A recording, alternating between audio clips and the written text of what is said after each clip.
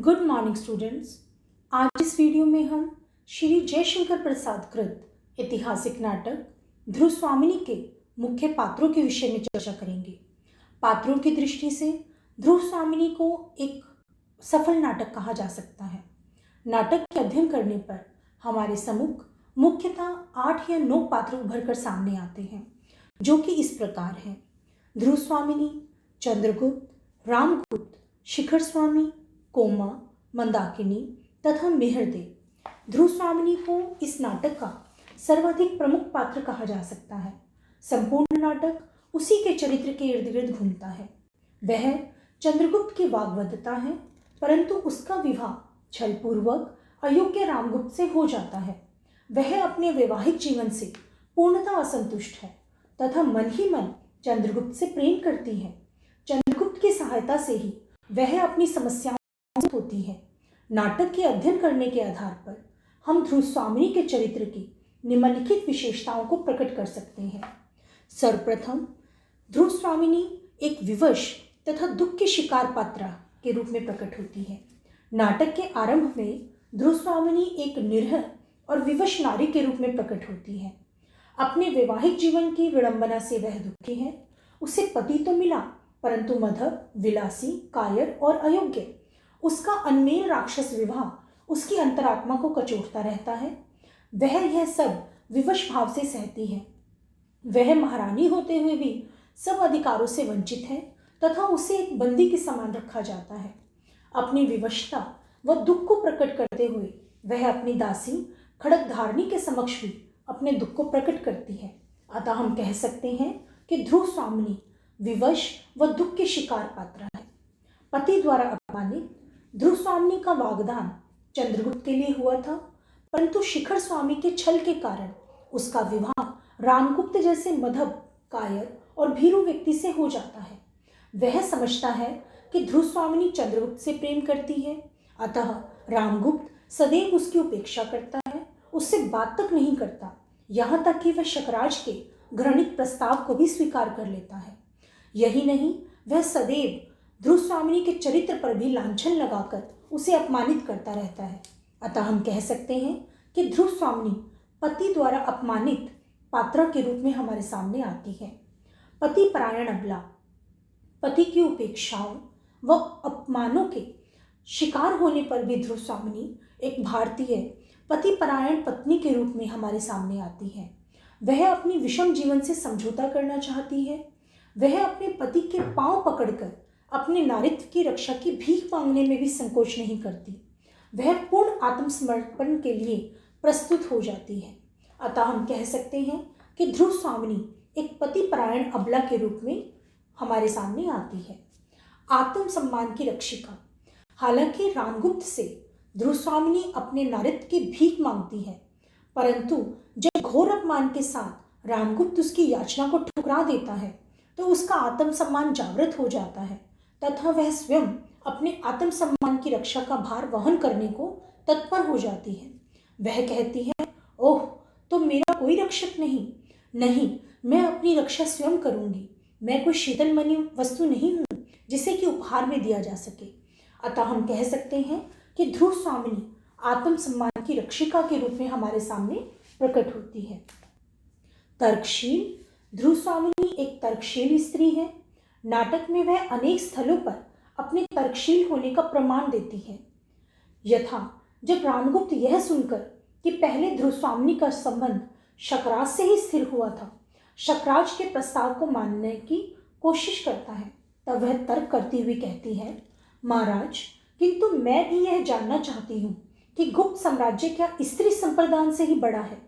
इसी प्रकार नाटक में कुछ अन्य स्थानों पर भी ध्रुव स्वामिनी अपनी तर्कशीलता का प्रमाण देती है, जिससे हम कह सकते हैं कि ध्रुव स्वामिनी एक तर्कशील स्त्री है। विद्रोहिणी, चंद्रगुप्त का सहारा पाकर ध्रुव स्वामिनी का विक्षोभ, गुस्सा मुखर हो जाता है। वह न केवल आत्महत्या का विचार बदल देती है, अपितु वीरतापूर्वक चंद्रगुप्त के साथ शकराज के पास जाती है और शकराज को मारने में चंद्रगुप्त की सहायिका बनती है। वह जीवन संघर्ष से घबराती नहीं है। वह पुरोहित को भी फटकारती हुई जीवन में संघर्ष कर उसे उत्सव के समान सुंदर बनाने का आग्रह करती है। अतः हम कह सकते हैं कि ध्रुव स्वामिनी एक विद्रोहिणी नायिका है। चंद्रगुप्त की प्रेरक ध्रुव स्वामिनी न केवल स्वयं विद्रोह और विरोध का स्वर प्रकट करती है, अपितु चंद्रगुप्त जब अपने भाग्य की विडंबना से मौन रहता है तो वह उसे भी विरोध करने के लिए प्रेरित करती है। अतः हम कह सकते हैं कि ध्रुव स्वामिनी चंद्रगुप्त की प्रेरक भी है। सहृदय तथा करुणामयी, जहाँ ध्रुव स्वामिनी अपनी व्यक्तिगत विडंबनाओं से पीड़ित एक शुद्ध नारी के रूप में प्रकट होती है, वहीं उसमें सहृदयता एवं करुणा की भी कमी नहीं है। हालांकि अपने शोक के कारण पहले कोमा को शकराज का शव देने से इनकार कर देती है, परंतु कोमा के द्वारा प्रेम की दुहाई देने पर वह उसे शकराज का शव ले जाने की आज्ञा दे देती है।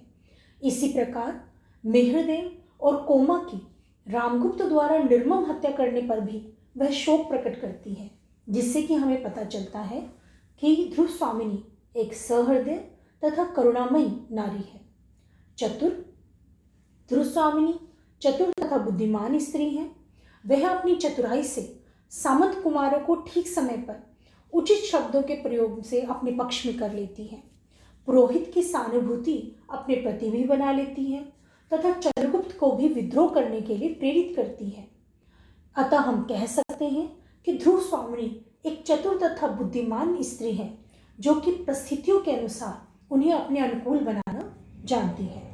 सच्ची प्रेयसी, ध्रुव स्वामिनी का हृदय एक सच्ची प्रेयसी का हृदय है। वह चंद्रगुप्त की वाग्वधता है तथा उसके प्रति उसका सहज अनुराग है।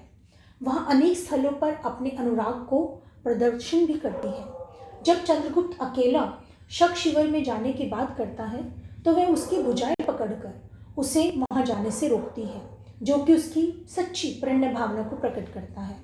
अतः हम कह सकते हैं कि ध्रुव स्वामिनी इस नाटक की सर्वाधिक महत्वपूर्ण पात्र है, जो नाटक के प्रमुख पुरुष पात्र को प्रेरित करके कथा की फल की प्राप्ति की ओर भी अग्रसर करती है, जिससे कि वह नाटक की नायिका के रूप में सिद्ध होती है। जो अन्य इस नाटक में मुख्य पात्र हमारे सम्मुख उभर कर सामने आता है वह है चंद्रगुप्त। चंद्रगुप्त की निम्नलिखित विशेषताएं हमारे सम्मुख प्रकट होती हैं। चंद्रगुप्त ध्रुव स्वामिनी नाटक का हम मुख्य पात्र कह सकते हैं। यह एक ऐतिहासिक पात्र है। चंद्रगुप्त सम्राट समुद्रगुप्त का द्वितीय पुत्र था, जिसे उन्होंने हर तरह के योग्य जानकर ही अपना उत्तराधिकारी घोषित किया था, परंतु उसकी मृत्यु के पश्चात समुद्रगुप्त के महामंत्री शिखर स्वामी उसके अयोग्य बेटे रामगुप्त को मगध का शासक बना देते हैं और चंद्रगुप्त की वाग्वधता ध्रुव स्वामिनी का विवाह भी रामगुप्त से करवा देते हैं। तब भी पारिवारिक कलह से बचने हेतु चंद्रगुप्त शांत रहता है, परंतु शकराज के कुत्सित संधि प्रस्ताव को रामगुप्त द्वारा स्वीकार किए जाने पर उसे अपने स्वत्व का बोध होता है और वह नायिका ध्रुव स्वामिनी तथा अपने राज्य को पुनः पाने का प्रयास करता है। ध्रुव स्वामिनी नाटक में चंद्रगुप्त की निम्नलिखित विशेषताएं प्रकट होती हैं। सर्वप्रथम आकर्षक व्यक्तित्व। चंद्रगुप्त धीरोदात्त नायक की श्रेणी में आता है, अतः उसका व्यक्तित्व आकर्षण युक्त होना शास्त्र की मांग भी थी। प्रसाद जी ने उसके व्यक्तित्व में गजब का आकर्षण चित्रित किया है। वह न केवल बाहरी तौर पर सुंदर है, अपितु आंतरिक तौर पर भी गुणों का भंडार है। स्वयं ध्रुव स्वामिनी उसके आकर्षक व्यक्तित्व से प्रभावित होती है और वह खड्ग धारणी के सम्मुख चंद्रगुप्त के प्रति अपने आकर्षण को प्रकट भी करती है। द्वितीय चंद्रगुप्त की विशेषता हम कह सकते हैं पारिवारिक मर्यादा का रक्षक। चंद्रगुप्त एक ऐसा ऐतिहासिक पात्र है जो अपनी पारिवारिक मर्यादा की रक्षा के लिए अपने बड़े भाई के छलपूर्वक राजा बनने का भी विरोध नहीं करता। वह अपनी उदारता से अपने पिता द्वारा प्राप्त अधिकार को भी स्वेच्छा से त्याग देता है। वह बड़े भाई से कलह नहीं चाहता। रामगुप्त व्यर्थ ही उस पर संदेह करता है और उससे डरता है। विजयी होने के बाद भी वह अपने अधिकार प्राप्त करने के लिए उदासीन रहता है।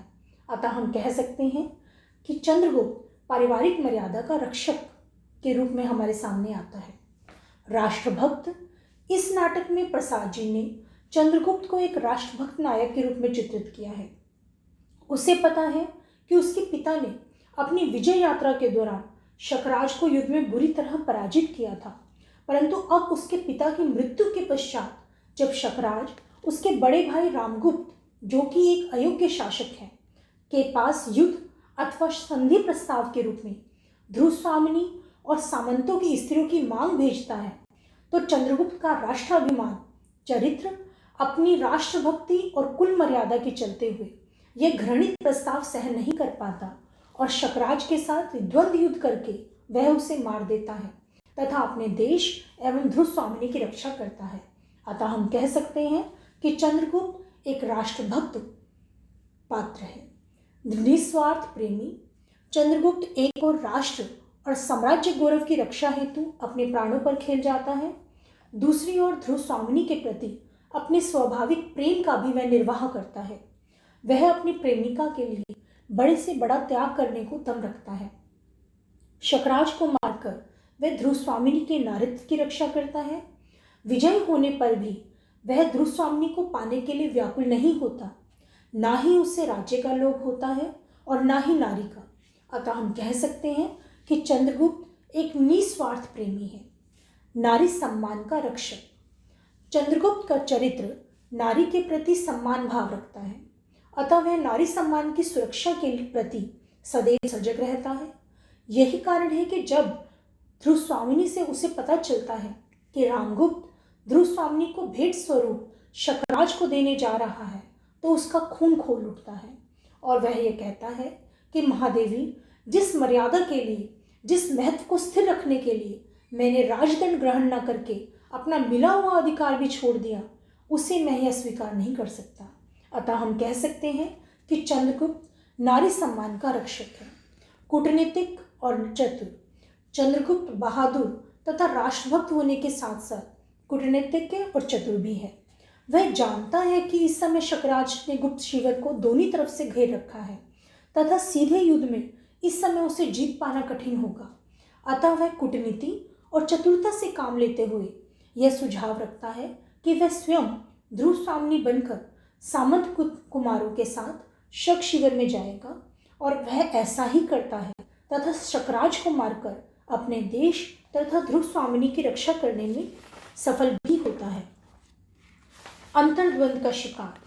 धीरोदात्त नायक की श्रेणी में आते हुए भी चंद्रगुप्त मूलतः एक मानव है तथा ध्रुवस्वामिनी और मगध साम्राज्य को लेकर कहीं ना कहीं उसके मन में अंतर्द्वंद रहता है। नाटक के एक दो स्थलों पर उसका अंतर्द्वंद खुलकर प्रकट भी होता है। अतः हम कह सकते हैं कि चंद्रगुप्त अंतर्द्वंद का शिकार है। क्रांतिकारी व्यक्तित्व। हालांकि चंद्रगुप्त नाटक के प्रारंभ से लेकर शकराज को मारने बाद तक भी विनय और शील की प्रतिमूर्ति बना रहता है, परंतु जब ध्रुवस्वामिनी रामगुप्त से अपने मोक्ष का सवाल उठाती है और रामगुप्त एक एक करके ध्रुवस्वामिनी, पुरोहित और मंदाकिनी को भी कैद कर लेना चाहता है, तब अपने विनयपूर्ण आचरण के कारण पहले से ही लोक श्रृंखला में जकड़ा हुआ चंद्रगुप्त अपने बंधन तोड़ देता है और भरी सभा में अपने क्रांतिकारी व्यक्तित्व की उद्घोषणा करता है।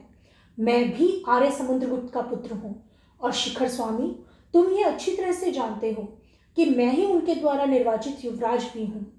तुम्हारी नीचता अब असहाय है। तुम अपने राजा को लेकर इस दुर्ग से सकुशल बाहर चले जाओ, यहाँ तक कि अब मैं ही शकराज के समस्त अधिकारों को स्वामी हूँ। इस प्रकार चंद्रगुप्त के ये शब्द उसके क्रांतिकारी व्यक्तित्व को हमारे सामने प्रकट करते हैं। अतः हम कह सकते हैं कि इस नाटक में चंद्रगुप्त सर्वाधार शक्तिशाली, प्रभावशाली पुरुष पात्र के रूप में हमारे सामने आता है और एक नायक पद की समस्त विशेषताएं उसके चरित्र में सम्मिलित है। आशा करती हूँ कि आपको इस नाटक के दोनों मुख्य पात्र ध्रुवस्वामिनी तथा चंद्रगुप्त की विशेषताओं को समझने में आसानी होगी। अब हम अगले वीडियो में मिलते हैं कुछ ऐसे ही प्रश्नों और कुछ ऐसे ही मुख्य विषयों को लेकर। तब तक के लिए धन्यवाद।